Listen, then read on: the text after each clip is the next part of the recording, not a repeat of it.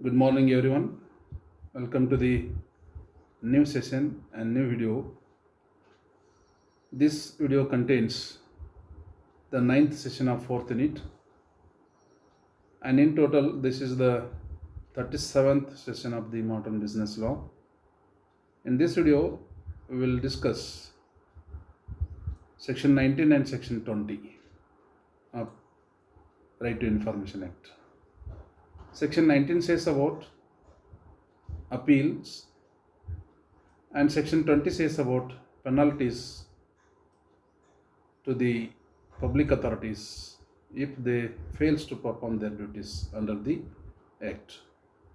Means if they fails to supply the information to the public, right? So first we will discuss section 19 about appeals. Appeal ಅನ್ನೋ ಒಂದು word ಯಾವಾಗ ಬರುತ್ತೆ ಅಂದರೆ, if the person who seeking the information from the public authorities is not satisfied with the information, or if he is not satisfied, the public authority is not given the proper information what he required, and if they fails to provide the information, then he has a right to make an appeal to the superior authorities, right? Appeal ಅಂದರೆ ಏನು ರೀ? ಮೇಲ್ಮನವಿ ಅಂತ ಹೇಳ್ತೀವಿ ನಾವು. ಒಂದು ವೇಳೆ ನೀವು ಬೇಡಿದಂಥ ಒಂದು ಇನ್ಫಾರ್ಮೇಷನ್ ಪಬ್ಲಿಕ್ ಅಥಾರಿಟೀಸ್ ಅವರು ಸರಿಯಾಗಿ ಕೊಡಲಿಲ್ಲ, ಅಥವಾ ಡಿಲೇ ಮಾಡಿದರು, ಅಥವಾ ಯಾವುದೋ ಒಂದು ರೀಸನ್ ಹಚ್ಚಿ ನಿಮ್ಮ ರಿಕ್ವೆಸ್ಟನ್ನು ರಿಜೆಕ್ಟ್ ಮಾಡಿದರು, ಆವಾಗ ನೀವೇನು ಮಾಡ್ಬೋದು ಅಂದರೆ, ಯಾವ ಆಫೀಸಿಗೆ ಕೇಳಿರ್ತೀರೋ ಆ ಆಫೀಸದ ಮೇಲಾಧಿಕಾರಿಗೆ ನೀವೇನು ಮಾಡ್ಬೋದು, ಒಂದು ಅಪೀಲನ್ನು ಮಾಡ್ಬೋದು. Is it right? First one is, any person who does not receive a decision within the specified time, he may go for first appeal within 30 days from the expiry of such period or from receipt of such decision to such officer who is senior rank to the central or state public information officer, as the case may be in each public authority. So ಆಗಲೇ ನಾವು ಹೇಳಿದಾಗೆ, any person, ಯಾವುದೇ ವ್ಯಕ್ತಿ, who does not receive a decision within a specified time. ನಾವು ಈಗಾಗಲೇ ನೋಡಿ specified time ಏನು ರೀ? ಒಂದು ಪಬ್ಲಿಕ್ ಅಥಾರಿಟಿಗೆ ನಾವು ಒಂದು ಅರ್ಜಿ ಕೊಟ್ಟಿವಿ ಅಂದರೆ ಅವರು ಎಷ್ಟು ಸಾಧ್ಯತೆಯೋ ಅಷ್ಟು ಬೇಗ ನಮಗೆ ಆ ಇನ್ಫಾರ್ಮೇಷನ್ನ ಕೊಡಬೇಕು. ದೆನ್ ವಿದಿನ್ 30 ಡೇಸ್ದೊಳಗೆ ನಮಗೆ ಅದನ್ನು ಸಪ್ಲೈ ಮಾಡಬೇಕು ಇನ್ಫಾರ್ಮೇಷನ್. ಸಪೋಸ್ ಅದು ಆಗಲಿಲ್ಲ, ಆವಾಗ ಆ ವ್ಯಕ್ತಿ ಏನೊಂದು ಇನ್ಫಾರ್ಮೇಷನ್ ಕೇಳಿದಂಥ ವ್ಯಕ್ತಿ, ನೀವು ಯಾವ ಆಫೀಸಿಗೆ ಒಂದು ಅರ್ಜಿ ಕೊಟ್ಟಿದ್ದಾರೋ ಅದಕ್ಕಿಂತ ಮೇಲಿನ ಅಧಿಕಾರಿಗೆ ಅಥವಾ ಮೇಲಿರ್ತಕ್ಕಂಥ ರ್ಯಾಂಕ್ದಂಥ ಸೀನಿಯರ್ ರ್ಯಾಂಕ್ ಅಧಿಕಾರಿಗೆ ನೀವೇನು ಮಾಡ್ಬೋದು, ಒಂದು ಅಪೀಲನ್ನು, ಫಸ್ಟ್ ಅಪೀಲನ್ನು ಸಲ್ಲಿಸ್ಬೋದು. ಅದು ಎಷ್ಟು ದಿವಸದಾಗ ಅಂದರೆ, within 30 days from the expiry of such period. Expiry of such period means 30 days ನೀವೇನು ಅರ್ಜಿ ಕೊಟ್ಟದಿಂದ ಮುಂದಿನ 30 ದಿವಸದೊಳಗೆ ಒಂದು ಪೀರಿಯಡ್ ಇದ್ದಿರ್ತದೆ. ಆ ಪೀರಿಯಡ್ದೊಳಗೆ ಅವ್ರು ಏನು ಮಾಡಬೇಕು, they have to supply the information. Suppose ಆ 30 ಡೇಸ್ ಆದ ನಂತರನೂ ಸಹಿತ ಅವ್ರು ನಮ್ಗೆ ಇನ್ಫಾರ್ಮೇಷನ್ ಕೊಡಲಿಲ್ಲ ಅಂದರೆ, ಆ 30 ಡೇಸ್ ಆದ ನಂತರ ನಿಮ್ಮ ಅಪೀಲ್ ಪೀರಿಯಡ್ ಕೌಂಟ್ ಆಗ್ತದೆ. ಸೊ ಅಲ್ಲಿಂದ 30 ದಿವಸದೊಳಗೆ, ಅಥವಾ from receipt of such decision, ಅವ್ರೇನೋ ಒಂದು ಡಿಸಿಷನ್ ತೊಗೊಂಡ್ರಲ್ಲ, ಇದರ ನಿಮ್ಮದು ರಿಜೆಕ್ಟ್ ಮಾಡ್ಬೋದು ಅಥವಾ ನಿಮ್ಮದು ಇನ್ಫಾರ್ಮೇಷನ್ ಕೊಡ್ಬೋದು. ಸೊ ಆ ಡಿಸಿಷನ್ ಡೇಟಿಂದ ಮುಂದಿನ 30 ದಿವಸದೊಳಗೆ ನೀವೇನು ಮಾಡ್ಬೋದಪ್ಪ ಅಂದರೆ, ಮೇಲಿನ ಅಧಿಕಾರಿಗೆ ನೀವೇನು ಮಾಡ್ಬೋದು, ಫಸ್ಟ್ ಅಪೀಲನ್ನು ಸಲ್ಲಿಕೆ ಮಾಡ್ಬೋದು within 30 days. Is it right? ಇದಕ್ಕೆ ನಾವು ಹೇಳ್ತೀವಿ ಫಸ್ಟ್ ಅಪೀಲ್ ಅಂತ ಹೇಳ್ತೀವಿ. Clear? And second one, a second appeal against the decision of the first appeal shall lie within 90 days from the date on which the decision should have been made or was actually received. So again ನೀವು ಏನು first appeal ಮಾಡ್ತಿರಲ್ಲ, ಅಲ್ಲಿಯೂ ನೀವು satisfied ಆಗಲಿಲ್ಲ ಅಂತಂದ್ರೆ, ಅಲ್ಲಿಯೂ ನಿಮಗೆ ಬೇಕಾದಂಥ ಇನ್ಫಾರ್ಮೇಷನ್ ಸಿಗಲಿಲ್ಲ, ಅಲ್ಲಿಯೂ ನೀವು ಕೇಳಿದಂಥ ಒಂದು ಏನು ನಿಮಗೆ ಬೇಕಾದಂಥ ಒಂದು ಇನ್ಫಾರ್ಮೇಷನ್ ಸಿಗಲಿಲ್ಲ ಅಂತಂದರೆ ಅಗೇನ್ ನೀವು ಅದಕ್ಕಿಂತ ಮೇಲಿನಿರ್ತಕ್ಕಂಥ ಒಂದು ಅಪಿಲೇಟ್ ಅಥಾರಿಟಿಗೆ ನೀವು ಏನು ಮಾಡ್ಬೋದು, ಅಪೀಲ್ ಮಾಡ್ಬೋದು. ಅದಕ್ಕೆ ನಾವು ಹೇಳ್ತೀವಿ ಸೆಕೆಂಡ್ ಅಪೀಲ್ ಅಂತ ಹೇಳ್ತೀವಿ. It means that if you are not satisfied with the first appeal, the decision of the first appeal, then the person who is seeking the information has the right to make a second appeal to the higher rank within 90 days from the order of the first appeal. ಯಾವಾಗ first ಅಪೀಲ್ದ order ಆಗ್ತದೆ ಆ ಆರ್ಡರ್ನಿಂದ ಮುಂದಿನ 90 ದಿವಸ ತನಕ ನಿಮ್ಗೆ time ಇದೆ, ನೀವು second appeal ಹೋಗ್ಬೋದು. ಸೊ ಎಷ್ಟು ಅಪೀಲ್ ಇದಾವ್ರಿ? First appeal has the period of 30 days, then second appeal has the period of 90 days. And third, subsection 3 says about in any appeal proceedings, the onus to prove that a denial of request was justified shall be on the central or state public information officer, as the case may be, who denied the request. So ನಾವು ಈಗಾಗಲೇ ನಾನು ಹೇಳಿದ್ದೀನಿ, ಏನೋ ಒಂದು ಯಾವುದೇ ಒಂದು ಕೋರ್ಟ್ಗೆ ಹೋದ ನಂತರ ನೀವು ಏನೋ ಒಂದು ಅರ್ಜಿ ಹಾಕಿದ್ರಿ, ಆ ಅರ್ಜಿಗೆ ಹಾಕಿದಂಥ ನಿಮಗೆ ಏನು ಬೇಕಾಗಿತ್ತಲ್ಲ ಆ ಒಂದು ಮ್ಯಾಟ್ರ್ ಸಲುವಾಗಿ ನೀವು ಏನು ಮಾಡಬೇಕಾಗತ್ತೆ, you have to prove the case. ನೀವೇನು ಕೇಸ್ ಹಾಕಿರ್ತಾರಲ್ಲ ಅದನ್ನು ನೀವು ಪ್ರೂವ್ ಮಾಡಬೇಕಾಗ್ತದೆ. ಬಟ್ ಇಲ್ಲಿ ಏನದಂದ್ರೆ ಯಾವುದೇ ಅಪೀಲ್ಡ್ ಪ್ರೊಸೀಡಿಂಗ್ಸ್ದೊಳಗೆ ಪ್ರೂವ್ ಮಾಡ್ಬೇಕು ಯಾರಪ್ಪ ಅಂದರೆ ಇಲ್ಲಿ either the central public information officer or the state public information officer. ಯಾರು ನಿಮ್ಮ ರಿಕ್ವೆಸ್ಟನ್ನು ಡಿನೈ ಮಾಡಿದಾರೋ ಅಥವಾ ನಿಮಗೆ ಯಾರು ತಪ್ಪು ಮಾಹಿತಿ ಕೊಟ್ಟಿದ್ದಾರೋ ಅವರು ಅದನ್ನು ಅಲ್ಲಿ ಪ್ರೂವ್ ಮಾಡಬೇಕಾಗ್ತದೆ. ಯಾವುದು ಅಪೀಲ್ದೊಳಗೆ. Is it right? ಅಂದರೆ ಇಲ್ಲಿ ರಿಕ್ವೆಸ್ಟ್ ಮಾಡಿದಂಥ ವ್ಯಕ್ತಿ ಏನದಲ್ಲ, ಅವನು ಅಪೀಲ್ ಹೋಗ್ತಾನಲ್ಲ, ಅಪೀಲ್ ಹೋದಾಗ ಅಲ್ಲೆಲ್ಲ ಅವ್ನು ಹೇಳ್ತಾನೆ ಏನಂತೇಳಿ ನನ್ನ ಯಾಕೆ ಅಪೀಲ್ ಬಂದೆ ಅನ್ನೋದನ್ನು ರೀಸನ್ ಹೇಳ್ತಾನೆ. ಆ ರೀಸನ್ನ ಪ್ರೂವ್ ಮಾಡೋದು ಅಥವಾ ಅದನ್ನು ಡಿನೈ ಮಾಡೋದು ಯಾರ ಕಡೆದು ಇರ್ತದೆ, ಅದು either the central public information officer or the state public information officer, as the case may be. Is it right? Then subsection 4 says about any appeal shall be disposed of within 30 days of the receipt of the appeal or within such extended period not extending a total of 45 days from the date of filing thereof, as the case may be, for reasons to be recorded in writing. Very good. ಇಲ್ಲಿ ಏನು ಹೇಳ್ತದಂದ್ರೆ ಯಾವುದೇ appeal ಇರಲಿ, ಅದು first appeal ಇರಲಿ ಅಥವಾ second appeal ಇರಲಿ, ಆ ಅಪೀಲ್ದ ಡಿಸಿಷನನ್ನು within 30 ಡೇಸ್ದೊಳಗೆ ಕೊಡಬೇಕಾಗ್ತದೆ. ನೀವು ಯಾವ ಅಥಾರಿಟಿಗೂ ಇರ್ತಿರಲ್ಲ ಆ ಅಥಾರಿಟಿದವ್ರು ಏನು ಮಾಡ್ಬೇಕಂತಂದ್ರೆ ನೀವು ಎದಕ್ಕೆ ಅಪೀಲ್ ಹೋಗಿರಲ್ಲ ಅದ್ರ ಬಗ್ಗೆ ಅವರು ಒಂದು ಡಿಸಿಷನ್ ಕೊಡಬೇಕಾಗ್ತದೆ. ಅದು ಎಷ್ಟು? ವಿದಿನ್ 30 ಡೇಸ್ದೊಳಗೆ. ಅದು 30 ಡೇಸಿಂದ 45 ಡೇಸ್ವರೆಗೆ ಅವರು ಟೈಮ್ ತೊಗೋಬೋದು. ಈ 15 ಡೇಸ್ ಏನು ನಾವು ಎಕ್ಸ್ಟೆಂಡ್ ಮಾಡ್ತೀವಲ್ಲ, ಈ 15 ಡೇಸನ್ನು ಎಕ್ಸ್ಟೆಂಡ್ ಎದಕ್ಕೆ ಮಾಡೀವಿ, the reason should be recorded in writing. ಅಂದರೆ ಆ್ಯಕ್ಚುಲಿ ಕಾಯ್ದೆ ಏನು ಹೇಳ್ತದೆ, the appeal should be discussed and disposed within 30 days from the date of appeal received, or it may be extended up to 45 days. So 30 ಡೇಸ್ದೊಳಗೆ ಅವರು ಒಂದು ಯಾವುದೇ judgement ಕೊಡಲಿಲ್ಲ ಅಂತಂದ್ರೆ ಅದನ್ನು 45 ಡೇಸ್ವರೆಗೆ ಅದನ್ನು ಜಕ್ಕೊಂಡು ಹೋಗ್ಬೋದು. ಬಟ್ ಈ 15 ಡೇಸ್ ಏನು ಎಕ್ಸ್ಟೆಂಡ್ ಮಾಡ್ತಾರಲ್ಲ, ಈ 15 ಡೇಸ್ಗೆ ಯಾಕೆ ಎಕ್ಸ್ಟೆಂಡ್ ಮಾಡೀನಿ ಅನ್ನೋದನ್ನು ರೀಸನ್ ಬರಿಬೇಕಾಗ್ತದೆ, and it should be in recorded. So this is subsection 4. Then subsection 5 says about the central or state information commission, as the case may be, shall give notice of its decision, including any right of appeal, to the complainant and the public authorities. So after making a decision, ಇನ್ನೊಂದು ಏನು ಹೇಳ್ತದೆ ಅಂದರೆ ಇಲ್ಲಿ again there is a obligation of the appellate authority that ಅದು state information commission ಆಗಿರ್ಬೋದು ಅಥವಾ central information commission ಆಗಿರ್ಬೋದು. ಅಪೀಲನ್ನು decision ತೊಗೊಂಡ ನಂತರ, ಅಪೀಲ್ ಮ್ಯಾಗ ಒಂದು ಡಿಸಿಷನ್ ತೊಗೊಂಡ ನಂತರ ಅದರ ಬಗ್ಗೆ ಒಂದು ನೋಟಿಸನ್ನು ಕೊಡಬೇಕಾಗುತ್ತೆ. ಯಾರ್ಯಾರು ಕೊಡಬೇಕಾಗುತ್ತೆ?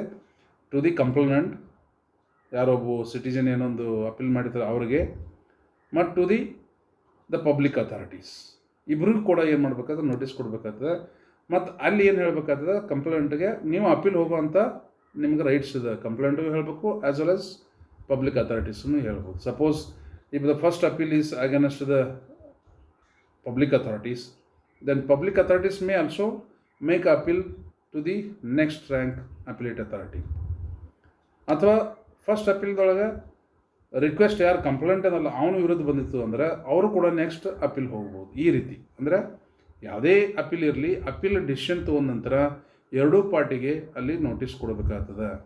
ಏನಂತೇಳಿ ನಾವು ಈ ರೀತಿ ಡಿಸಿಷನ್ ತೊಗೊಂಡಿವಿ, ಸೊ ಇದ್ರ ಮ್ಯಾಗ ನೀವು ಅಪೀಲ್ ಹೋಗ್ಬೋದು ಅಂತೇಳಿ ಅವ್ರಿಗೊಂದು ನೋಟಿಸನ್ನು ಕೊಡಬೇಕಾಗ್ತದೆ. So this is about section 19 which says about the procedure of appeal.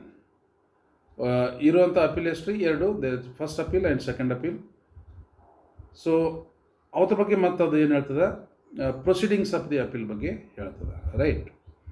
ಇನ್ನು ನೆಕ್ಸ್ಟ್ ನಾವು ಪೆನಾಲ್ಟೀಸ್ ಬಗ್ಗೆ ನೋಡೋಣ. ಅಂಡರ್ ಸೆಕ್ಷನ್ 20 ಪೆನಾಲ್ಟೀಸ್ ಯಾರಿಗಪ್ಪ ಅಂದ್ರೆ to the public authorities. Public ಅಥಾರಿಟೀಸಿಗೆ ಯಾವಾಗ ಯಾವ ಪೆನಾಲ್ಟೀಸನ್ನು ನಾವು ಕೊಡ್ಬೋದು, ಅವ್ರಿಗೆ ಏನು ಶಿಕ್ಷೆ ಕೊಡ್ಬೋದು, ಅವ್ರಿಗೇನು ದಂಡ ಹಾಕ್ಬೋದು ಅನ್ನೋದನ್ನು ನಮ್ಗೆ ಸೆಕ್ಷನ್ 20 ಹೇಳ್ಕೊಡ್ತದೆ ಪೆನಾಲ್ಟೀಸ್ ಬಗ್ಗೆ, ರೈಟ್. ನೋಡೋಣ ಏನೇನು ಹೇಳ್ತದೆ ಅನ್ನೋದು. Where the central or state information commission as the case may be, ಅದು ಸೆಂಟ್ರಲ್ ಇನ್ಫಾರ್ಮೇಷನ್ ಕಮಿಷನ್ ಆಗಿರ್ಬೋದು ಅಥವಾ ಸ್ಟೇಟ್ ಇನ್ಫಾರ್ಮೇಷನ್ ಕಮಿಷನ್ ಆಗಿರ್ಬೋದು, at the time of deciding any complaint or appeal has without any reasonable cause, ಯಾವುದೇ state information commission ಆಗಿರ್ಬೋದು ಅಥವಾ central information commission ಆಗಿರ್ಬೋದು, ಇಲ್ಲಿ ಯಾವುದೇ ಒಂದು ರೀಸನ್ ಇಲ್ಲದೇನೆ, ಸಕಾರಣ ಇಲ್ಲದೇನೆ refuse to receive an application for information. ಈಗ ನೀವು ಯಾವುದೋ ಒಂದು ಆಫೀಸಿಗೆ ಹೋಗ್ತೀರಿ, ಇಂಥ ಇನ್ಫಾರ್ಮೇಷನ್ ಬೇಕಂತ ಹೇಳ್ತೀರಿ, ಅವರು ಅರ್ಜಿನ ತೊಗೊಂಡು ಅಲ್ಲಿ ಸಪೋಸ್ ಅವರು ಅದನ್ನು ಡಿನೈ ಮಾಡೋರಿದ್ರು ಅಥವಾ ಅದನ್ನು ರಿಜೆಕ್ಟ್ ಮಾಡೋರಿದ್ರು ಅಂದರೆ they have to put the reasons, ಎದಕ್ಕೆ ನಾವು ಇದನ್ನು ರಿಜೆಕ್ಟ್ ಮಾಡತ್ತೀವಿ ಅನ್ನೋದು. ಬಟ್ ಯಾವುದೇ ರೀಸನ್ ಇಲ್ಲದೇ if they refuse to receive the application for the information ಅಥವಾ has not furnished information within time, ಅಥವಾ ಏನೊಂದು ಸ್ಪೆಸಿಫೈಡ್ ಟೈಮ್ ಇದಲ್ಲ ಆ ಟೈಮ್ದೊಳಗೆ ಅವರು ಒಂದು ಬೇಕಾದಂಥ ಇನ್ಫಾರ್ಮೇಷನ್ನ ಸಪ್ಲೈ ಮಾಡಲಿಲ್ಲ ಅಂತಂದ್ರೆ, ಅಥವಾ malafidely denied the request for information, ನಿಮಗೆ ಇನ್ಫಾರ್ಮೇಷನ್ ಕೊಡೋದಿಲ್ಲ ಅಂತ ಹೇಳಿದರು ಅಂದ್ರೆ, ಅಥವಾ destroyed information or obstructed in any manner in furnishing the information, ನೀವು ಬೇಡಿದಂಥ ಇನ್ಫಾರ್ಮೇಷನ್ನ ಅವರು ಡಿಸ್ಟ್ರಾಯ್ ಮಾಡಿದ್ರು ಅಂದರೆ. ಸೊ ಈ 4 ಕಾರಣದ ಸಲುವಾಗಿ it shall impose a penalty of 250 rupees per day till information is furnished. The total amount of such penalty shall not exceed 25,000 rupees. ಅಂದರೆ maximum 25,000 ವರೆಗೆ ಅವ್ರಿಗೆ ಪೆನಾಲ್ಟಿ. ಎದಕ್ಕೆ ಪೆನಾಲ್ಟಿ?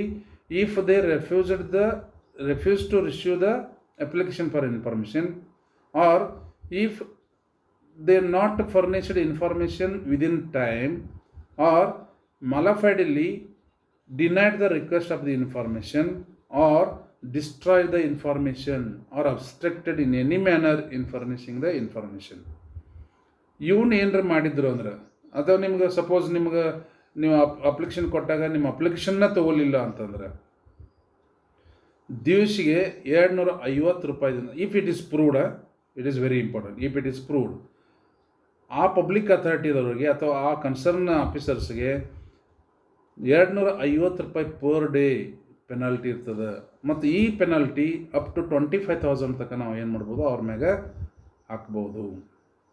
ಸೊ ಈ ಕಾಯ್ದೆ ಪ್ರಕಾರ ಯಾವುದಕ್ಕೆ ರೀ, if the public authorities refuse to receive an application for information, ನಿಮ್ಮ ಅಪ್ಲಿಕೇಶನ್ನ ತಗೋರಕ್ಕೆ ಅವರು ರೆಫ್ಯೂಸ್ ಮಾಡಿದ್ರಂದ್ರೆ. ಎರಡನೇದು, if they have not furnished information within the time, ಆ ಟೈಮ್ದೊಳಗೆ ಅವ್ರು ಫರ್ನಿಷ್ ಮಾಡಲಿಲ್ಲ ಅಂತಂದ್ರೆ, ಅಥವಾ if they denied the request for information, deny ಮಾಡಿದ್ರೆ ನಾ ಕೊಡೋದಿಲ್ಲ ಹೋಗಪ್ಪ ಇನ್ಫಾರ್ಮೇಷನ್, ಏನು ಮಾಡ್ತೀವಿ ಮಾಡ್ಕೋ ಅಂದ್ರೆ ನೀವು ಅಪೀಲ್ ಹೋಗ್ತೀರಿ, ಅಪೀಲ್ದಾಗ ಡಿಸಿಷನ್ ಆಗ್ತದೆ. ಸೊ ಆ ವ್ಯಕ್ತಿ ಮ್ಯಾಗ ಯಾರು ನಿಮ್ದು ಡಿನೈ ಮಾಡಿದಾರಲ್ಲ ಅವ್ರ ಮ್ಯಾಗ ಪ್ರತಿ ದಿವಸ ₹250 ಒಂದು ದಂಡ ಹಾಕಿ ಅದು ಮ್ಯಾಕ್ಸಿಮಮ್ 25,000ವರೆಗೆ ನಿಮ್ಗೆ ವಸೂಲಿ ಮಾಡಿಕೊಡ್ಬೋದು.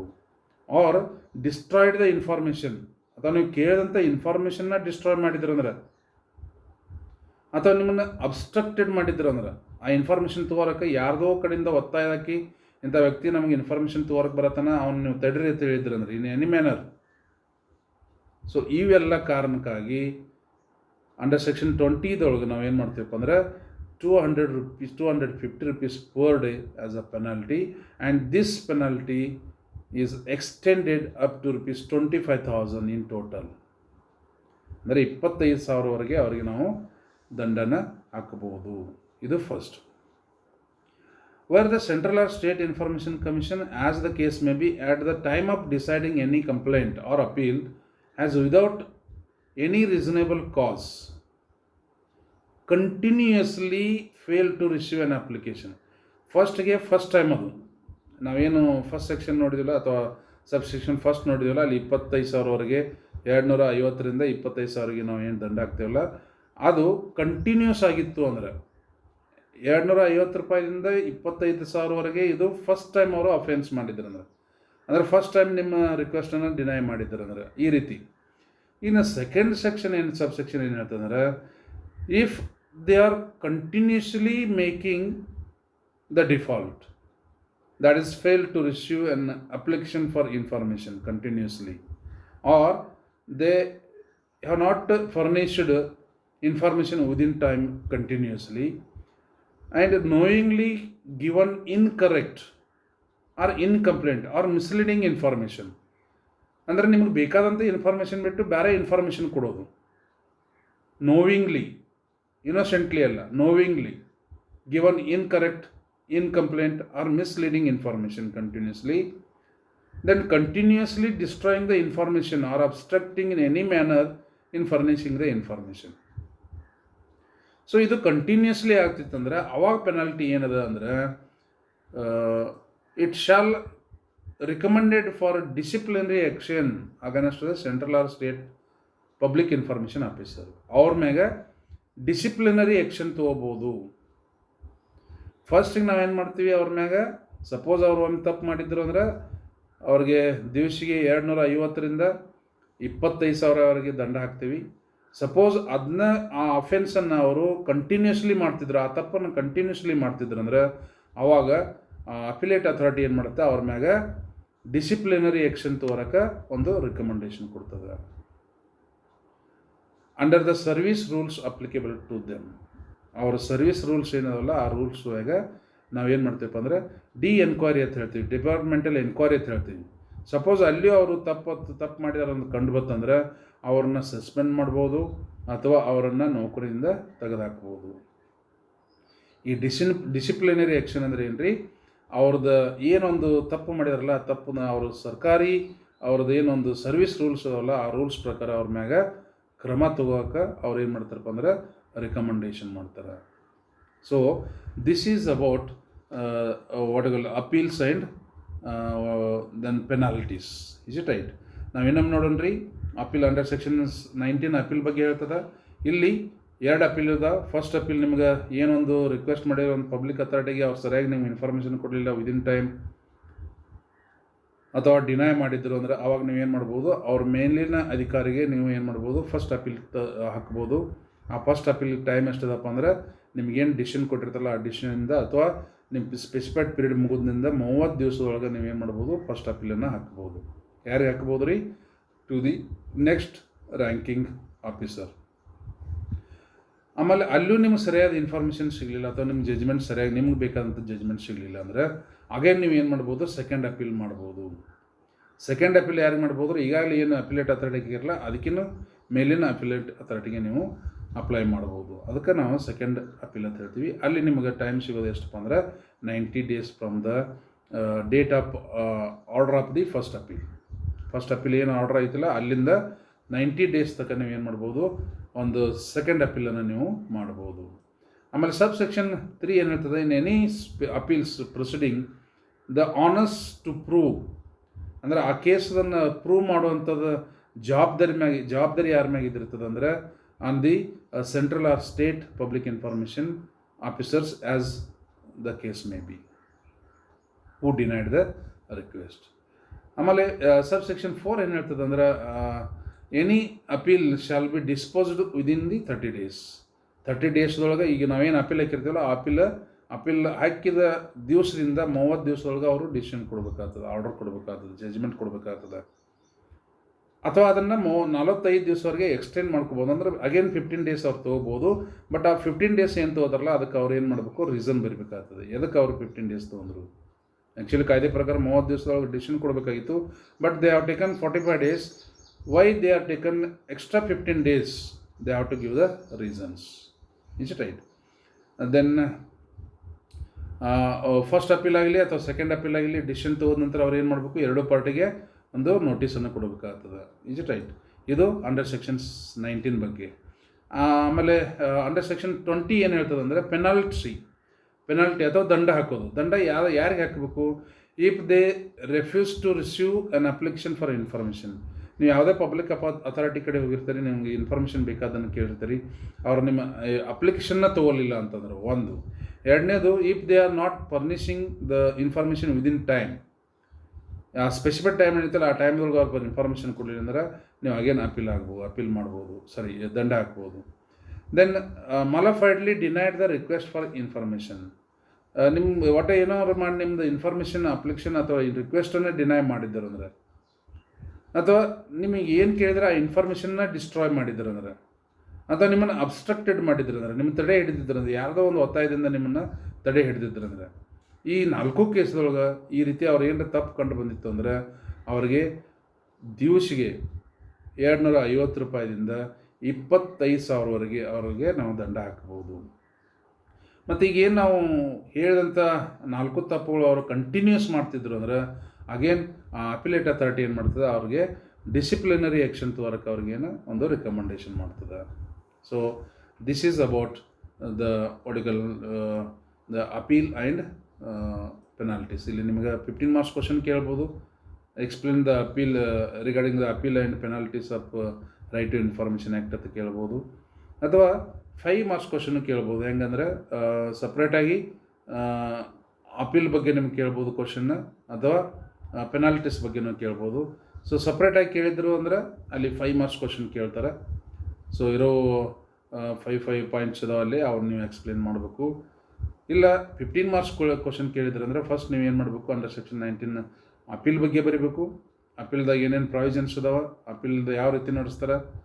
ದೆನ್ ನೆಕ್ಸ್ಟ್ ಪೆನಾಲ್ಟೀಸ್ ಬಗ್ಗೆ ಬರಬೇಕು. ಪೆನಾಲ್ಟೀಸ್ ಯಾವ್ಯಾವುದಕ್ಕೆ ಎಷ್ಟು ಪೆನಾಲ್ಟಿ ಇದೆ, ಫಸ್ಟ್ ಟೈಮ್ ಅವರು ತಪ್ಪು ಮಾಡಿದ್ರು ಅಂದ್ರೆ ಏನು ಪೆನಾಲ್ಟಿ ಇದೆ, ದೆನ್ ಕಂಟಿನ್ಯೂಸ್ ಆಗಿ ಅದನ್ನು ತಪ್ಪು ಮಾಡ್ಕೊತ ಹೋಗಿದ್ರು ಅಂದರೆ, ಯಾರು ಅಪಿಲೇಟ್ ಅಥಾರಿಟಿ ಕಂಟಿನ್ಯೂಸ್ ತಪ್ಪು ಮಾಡ್ಕೊಳಕತ್ತಿದ್ರು ಅಂದರೆ ಅವ್ರಿಗೆ ಏನು ಪೆನಾಲ್ಟಿ ಇದೆ. ಇಲ್ಲಿ ಇಂಪ್ರಿಸನ್ಮೆಂಟ್ ಇಲ್ಲ, ಅಂದರೆ ಕಾರಾಗೃಹ ಶಿಕ್ಷೆ ಇಲ್ಲ.